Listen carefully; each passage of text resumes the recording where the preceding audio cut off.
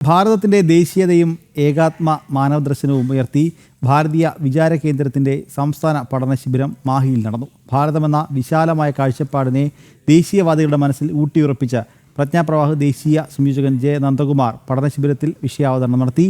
ഭാരതം എന്ന കാഴ്ചപ്പാട് ഇന്നലെ ഉണ്ടായതല്ലെന്ന ഗ്രന്ഥങ്ങളെ ഉദ്ധരിച്ച് അദ്ദേഹം വ്യക്തമാക്കി.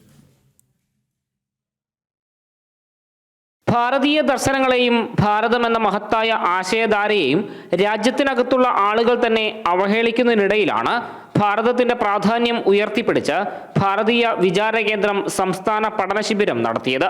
ഭാരതം ലോകത്തിന് നൽകിയ സംഭാവനകളെ അക്കമിട്ട് നിരത്തിക്കൊണ്ടായിരുന്നു ഓരോ വിഷയാവതരണങ്ങളും. ഭാരതത്തിന്റെ മഹത്വം പൗരാണിക ഗ്രന്ഥങ്ങളടക്കം ഉദ്ധരിച്ചുകൊണ്ടാണ് പ്രജ്ഞാപ്രവാഹ് ദേശീയ സംയോജകൻ ജെ നന്ദകുമാർ സംസാരിച്ചത്.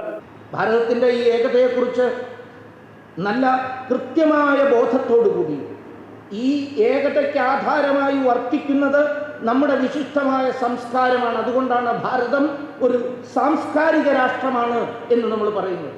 ഭാരതീയ വിചാര കേന്ദ്രം ഡയറക്ടർ ആർ സഞ്ജയൻ പഠന ശിബിരത്തിൽ ആമുഖ ഭാഷണം നടത്തി. BMS മുൻ അഖിലേന്ത്യാ അധ്യക്ഷൻ അഡ്വക്കേറ്റ് CK സജി നാരായണൻ, ഭാരതീയ വിചാര കേന്ദ്രം സംസ്ഥാന അധ്യക്ഷൻ ഡോക്ടർ CV ജയമണി തുടങ്ങി നിരവധി പേർ പഠന ശിബിരത്തിന്റെ ഭാഗമായി. ജനം, കണ്ണൂർ.